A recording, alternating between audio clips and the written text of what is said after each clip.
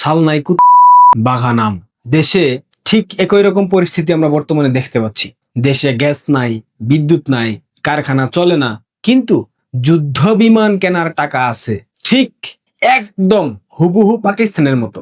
পাকিস্তানের সামরিক খাতে যেই বাজেট দেওয়া হয় সেটা পাকিস্তানের মোট বাজেটের থেকেও বেশি। পাকিস্তানের মানুষ খাইতে পাক আর খাইতে না পাক সেটা আসিম মনির কিংবা শাহবাজ শরীফের দেখার প্রয়োজন নাই। তাদের ভারত বিরোধিতা জিইয়ে রাখতে হবে, সেই জন্য সামরিক খাতে সর্বোচ্চ বাজেট পাকিস্তান সবসময় দেয়। ঠিক একই পথে পা বাড়াচ্ছে বাংলাদেশের বর্তমান সরকার। বাংলাদেশের মানুষ যখন বাজারে গিয়ে নিত্য পণ্যের দাম দেখে হাহাকার করছে, শিল্প কারখানা গ্যাস বিদ্যুতের অভাবে বন্ধ হয়ে যাচ্ছে, বিদেশি বিনিয়োগ নাই, কর্মসংস্থান নাই, বেকারত্ব বৃদ্ধি পাচ্ছে, এই অবস্থায় দেশের বর্তমান পরিস্থিতিতে সরকারের অগ্রাধিকার কি থাকা উচিত ছিল? চীনের কাছ থেকে যুদ্ধ বিমান কেনা? তারেক্কার তথ্য উপদেষ্টা ওই যে উজবুকটা কষা জায়েদ, সে আজকে বলতেছে বাংলাদেশ চীনের কাছ থেকে J-10C যুদ্ধ বিমান এবং অন্যান্য সামরিক সরঞ্জাম কেনার বিষয়ে সকল ধরনের আনুষ্ঠানিকতা সম্পন্ন করে ফেলেছে।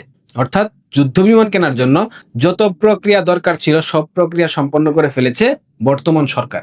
সরকারের একটা প্যানেল খসড়া চুক্তি প্রস্তুত করছে এবং সম্ভাব্যভাবে 10টি যুদ্ধ বিমান কিনবে, এটা মোটামুটি নিশ্চিত হয়ে গেছে। আগামী বছরের প্রথম দিকেই এই কেনাকাটা সম্পন্ন হবে।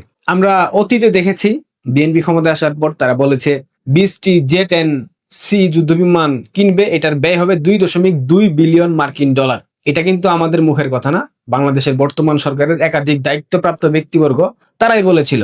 বিমান কেনার পাশাপাশি প্রশিক্ষণ, অস্ত্র, রক্ষণাবেক্ষণ, যন্ত্রাংশ, অবকাঠামো, দীর্ঘমেয়াদী পরিচালনার জন্য যে ব্যয় সেই সবের প্রশ্ন জড়িত ছিল। অর্থাৎ এগুলা $2.2 বিলিয়ন মার্কিন ডলারের ভেতর অন্তর্ভুক্ত ছিল। আমার প্রশ্ন হলো, এই মুহূর্তে বাংলাদেশের সবচেয়ে জরুরি সমস্যা মানুষের পেটের ভাত, কারখানার গ্যাস, নিরবচ্ছিন্ন বিদ্যুৎ, মানুষের কর্মসংস্থান, নাকি আকাশ প্রতিরক্ষা ব্যবস্থা? কোনটা সব থেকে গুরুত্বপূর্ণ কি বাংলাদেশের মানুষের জন্য এই মুহূর্তে? নিশ্চয়ই আকাশ প্রতিরক্ষা ব্যবস্থা নয়। আচ্ছা, আকাশ প্রতিরক্ষা ব্যবস্থা দিয়ে বাংলাদেশ কি ফিরবে? মিয়ানমার আমাদের প্রতিবেশী রাষ্ট্র, তাদের সাথে যুদ্ধ করার মতো সক্ষমতা বাংলাদেশের যেখানে নাই, সেই জায়গায় বাংলাদেশের আকাশ প্রতিরক্ষা ব্যবস্থা প্রয়োজন।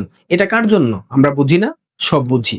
বাংলাদেশে গ্যাসের অভাবে কারখানা বন্ধ হচ্ছে, সার কারখানা বাংলাদেশের যেগুলো আছে সব বন্ধ হয়ে গেছে গ্যাসের অভাবে। শিল্প উৎপাদন বন্ধ হয়ে গেছে, গ্যাস সংকটের কারণে শত শত কারখানা ক্ষতিগ্রস্ত হয়েছে। উৎপাদন অর্ধেক হয়ে বাকিগুলা নষ্ট হয়ে গেছে। সারা দেশে বিদ্যুৎ ঘাটতি 3000 মেগাওয়াটের বেশি। অন্যদিকে অর্থনীতির অবস্থা জঘন্য, মানে জঘন্য।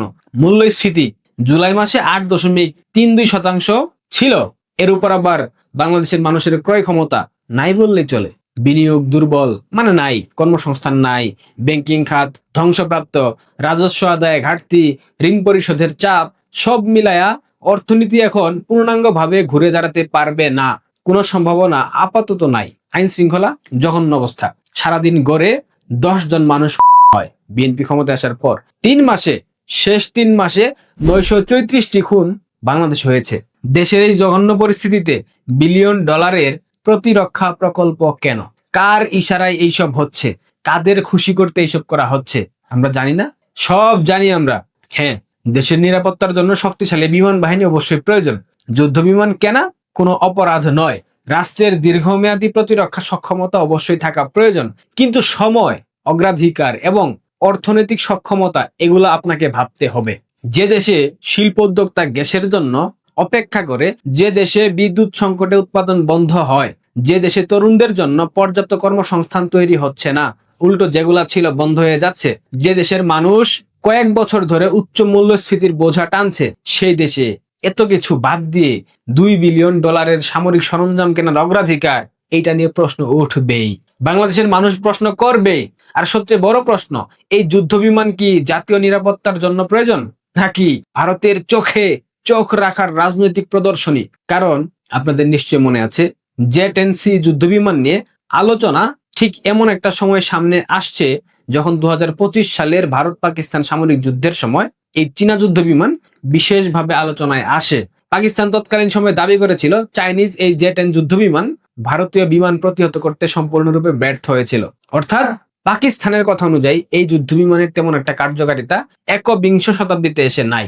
যেখানে পঞ্চম প্রজন্মের যুদ্ধ বিমান চলে আসছে, সেখানে জেট-10 দিয়ে কি হবে? তাইলে আপনারাই বলেন, বাংলাদেশের এই বিমান কেনার সিদ্ধান্ত দীর্ঘমেয়াদী প্রতিরক্ষা পরিকল্পনার অংশ কিভাবে হয়, নাকি ভারতের সাথে সামরিক সক্ষমতার প্রতিযোগিতায় যাওয়ার চেষ্টা করা হচ্ছে? গান্ডুর দল ভারতকে দেখানোর জন্য যুদ্ধ বিমান কিনছে, কিন্তু যুদ্ধ বিমান কিনে কি বাংলাদেশের অর্থনীতি দেখভাল করা যাবে? যাবে না। ভারতের সাথে সম্পর্কের ক্ষেত্রে শক্ত অবস্থান নেওয়া আর ভারতের সাথে হাস্যকর সামরিক প্রতিযোগিতায় যাওয়া এক জিনিস না।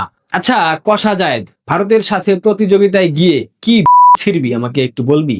পারলে রাফাল যুদ্ধ বিমান কিনে দেখা, দেখবো তোদের সক্ষমতা কতখানি। জেট-10 কিনতেছিস কেন? যেটার কোনো সক্ষমতাই নাই, ডেট এক্সপায়ার মাল।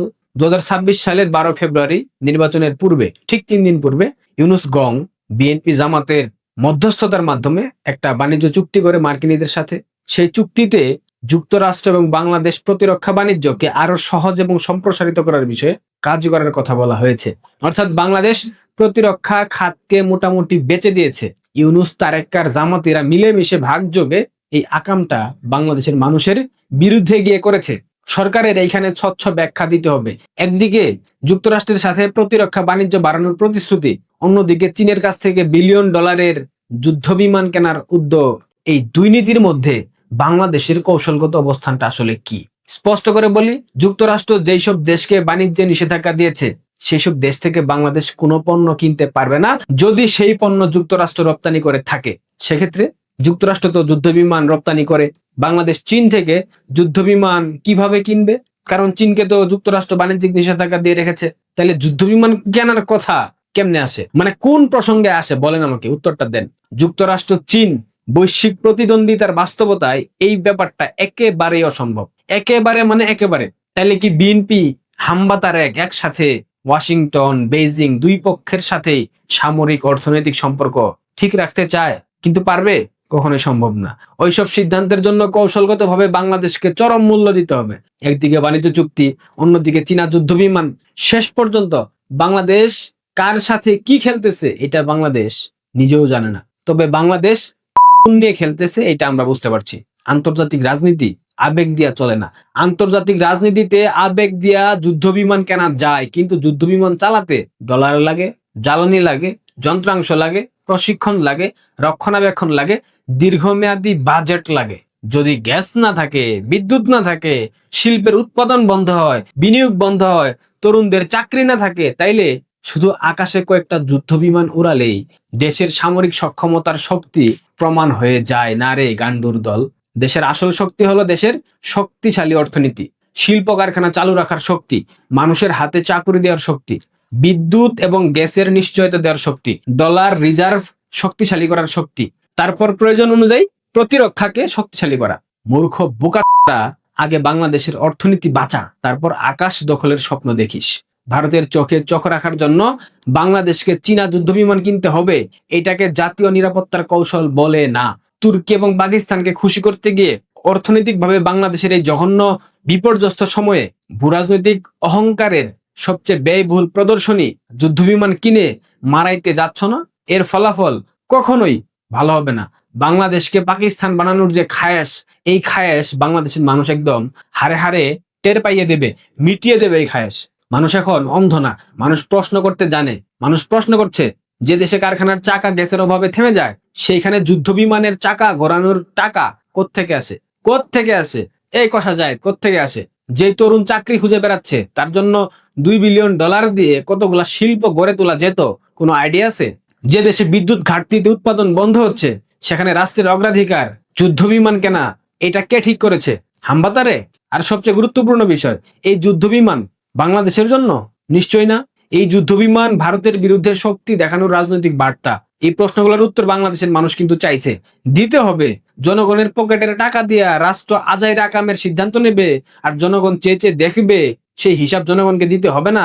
এইটা ভাবার কোনো কারণ নাই। হ্যাঁ, যুদ্ধ বিমান দিয়ে দেশের প্রতিরক্ষা শক্তিশালী হয়, কিন্তু দুর্বল অর্থনীতি দিয়ে শক্তিশালী রাষ্ট্র বানানো যায় না রে গান্ডুর দল। ভারত বিরোধিতা করতে গিয়ে দেউলিয়া হয়ে যাচ্ছে দেশটা, এরা ভাবতেছে না, এরা বুঝতে পারতেছে না। কষা যায়, তোমাকে বলি শোনো, আগামী বছর যুদ্ধ বিমান কেনার আগে তোমার নেতা লন্ডনে উড়াল দেবে, নিশ্চিত থাকো, কারণ পরিস্থিতি কিন্তু ভালো না। সুতরাং ভারত বিরোধিতা করতে গিয়ে দেশটাকে দেউলিয়া বানায়ও না, বাংলাদেশের মানুষকে না খাইয়ে মেরে ফেলো না। তোমাদের কপালে অশেষ দুর্গতি আছে। হুমকি ধামকি না, এটাই বাস্তবতা। ভালো থাকবেন, পারলে শেয়ার করবেন। ধন্যবাদ।